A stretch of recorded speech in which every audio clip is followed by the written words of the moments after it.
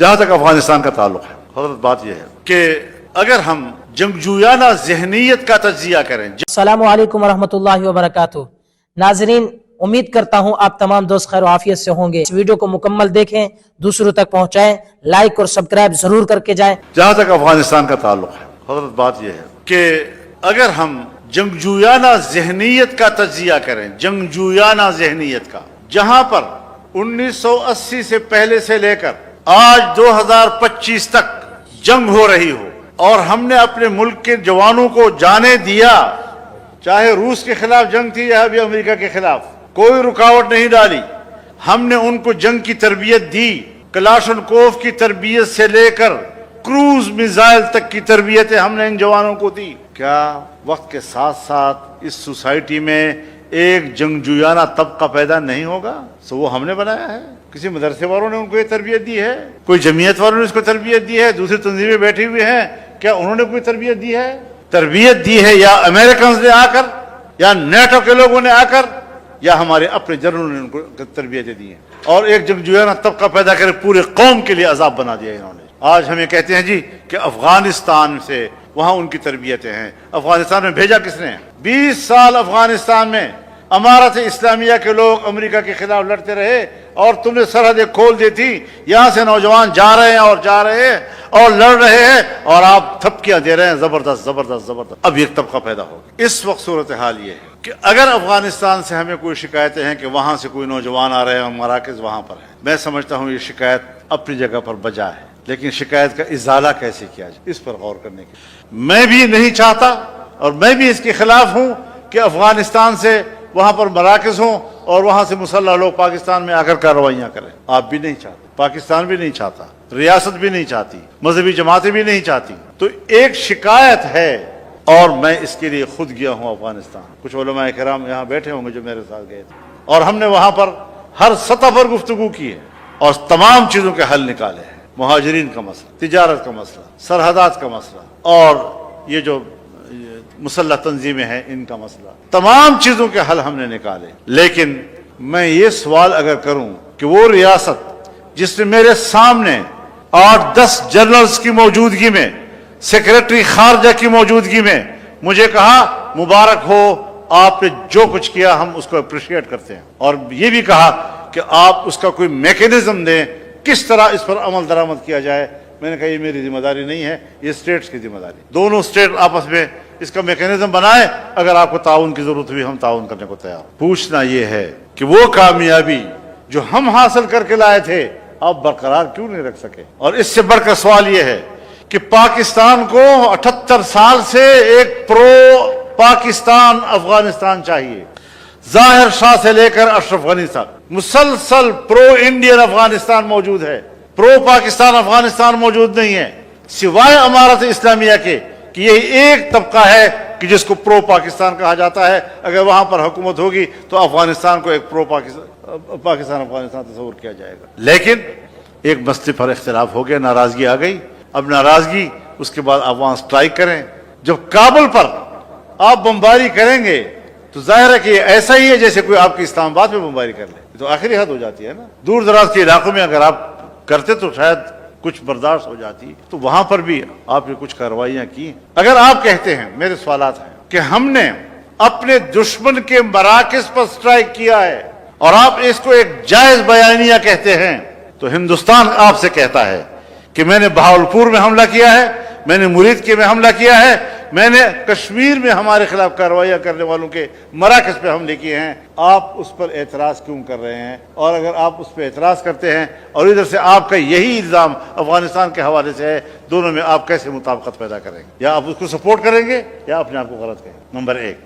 دوسرا یہ کہ ایران کے بارے میں آپ نے کہا کہ بلوچستان کے اندر جو کچھ ہو رہا ہے اس کے مراکز ایران میں ہیں، اور آپ نے ایران میں جا کر اسٹرائک کیا اور اس کے بدلے میں اگر ایران نے آپ کے علاقے میں اسٹرائک کیا اور آپ نے کہا کہ وہاں پر ہمارے دشمنوں کے مراکز ہیں. اب بات یہ ہے کہ موقف ایک افغانستان کے بارے میں بھی اور ایران کے بارے میں بھی، لیکن رویے میں فرق کیوں ہے؟ اس لیے کہ ایران کی حکومت اسٹیبلشڈ ہے اور ابھی دنیا اس کو اکھاڑنے کی ہمت نہیں کر رہی، اور افغانستان کی حکومت آپ کو غیر مستحکم نظر آ رہی ہے، لہذا ادھر رویہ اور ادھر رویہ اور. تو یہ جو دنیا میں رویے آپ اپنا رہے ہیں اس پر سوالات اٹھ رہے ہیں، اور ہمیں اس حوالے سے ایک متوازن رائے دینی ہوگی۔ ہم اپنے اکابرین سے، اپنے حکمرانوں سے، اپنے اسٹیبلشمنٹ سے یہ امید رکھتے ہیں کہ یہ علماء کرام اور اس کی یہ جماعت اگر آپ کو کوئی تجاویز دینا چاہے تو آپ اس کو ٹھنڈے دل کے ساتھ بیٹھیں اور اس پر غور کریں۔ افغانستان کے ساتھ بات ہونی چاہیے۔ اب شکایت مجھے ہے کہ پاکستان کے اندر کارروائیاں ہو رہی ہیں اور مراکز افغانستان کے اندر ہیں اور تمام ملبہ آ رہا ہے مہاجرین کے اوپر۔ اسٹیٹ کا اسٹیٹ سے گلا ہے، اور عوام جو مہاجر ہیں 40 سال سے یہاں رہ رہے ہیں یا 45 سال سے یہاں رہ رہے ہیں، سارا ملبہ ان کے اوپر گرتا ہے، اٹھا کر آپ ان کو پھینک رہے ہیں۔ حالانکہ مہاجر جب ایک ملک سے دوسرے ملک میں جاتا ہے اس کے بعد ایک وقت آتا ہے جب یہ دو ملکوں کا باہمی مسئلہ بن جاتا ہے، پھر دونوں ملک اس پر بیٹھ کر اس کا طریقہ کار ڈھونڈتے ہیں۔ ہر چند کے آج کہا جاتا ہے کہ افغانستان میں امن ہے، مہاجرین کو واپس جانا چاہیے، لیکن اس طرح نہیں کہ 40 سال آپ نے مہمان رکھا، اب اس کو لات مار کر گھر سے آپ نکال رہے۔ مہمانداری گئی تو اس میں بھی بین الاقوامی اخلاقیات، بین الاقوامی قوانین، بین الاقوامی رویے اس کے اپنانے کی ہمیں ضرورت۔ کہتے ہیں ہمارے پاس مدرسوں کی رپورٹیں ہیں، خفیہ رپورٹیں ہیں۔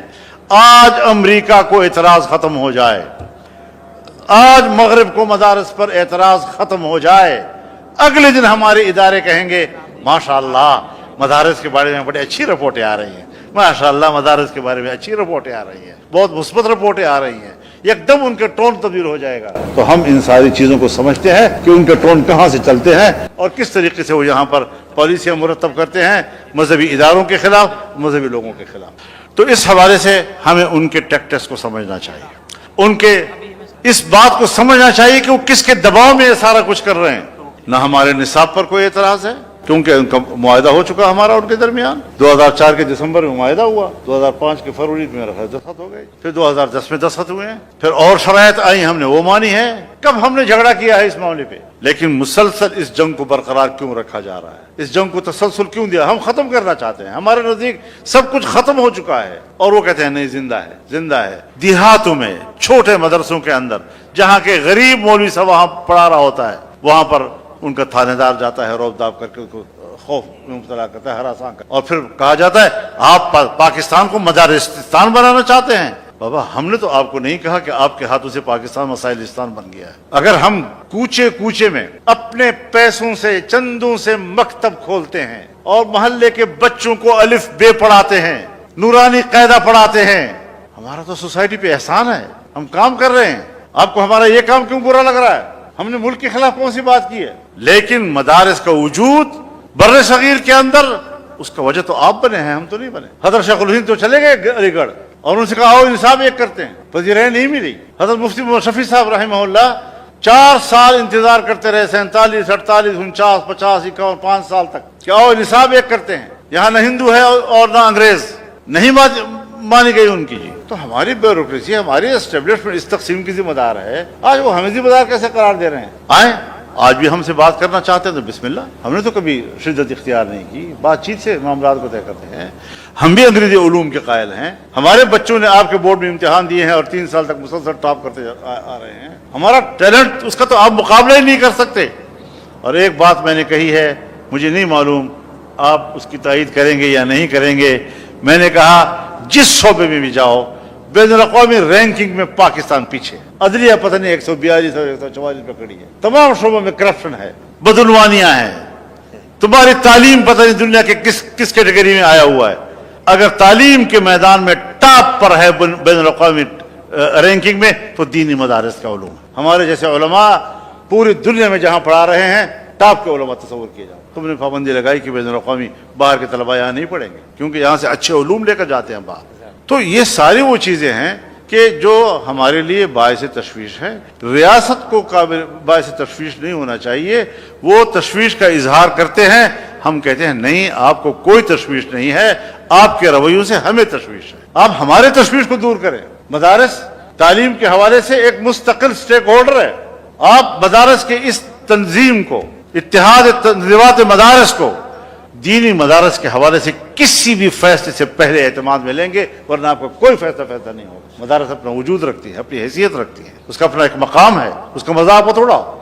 تم بھی کسی مولوی کے سامنے زانوی تلمذ بچھا کر ہی حافظ بنے ہو۔ تو اس اعتبار سے ہمیں ایک پیج پہ آنے کے لیے بالکل ہم تیار ہیں اس کے لیے. ریاست کے ساتھ ہمارا کوئی ایسا تصادم نہیں ہے کہ اگر وہ بات کرنا چاہے لیکن نیت صاف ہونی چاہیے.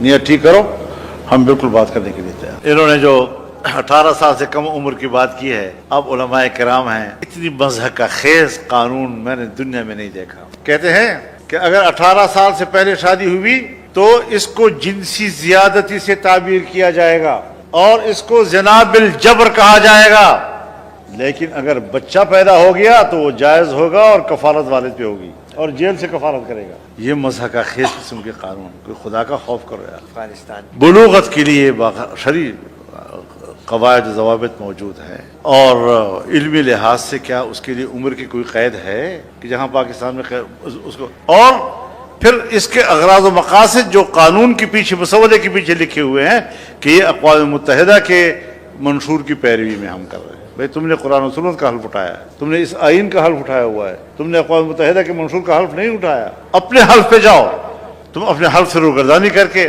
اس کو توڑ کر بین الاقوامی وہ قوانین جو ہمارا آئین اس کی اجازت نہیں دیتا اس کی پیروی کر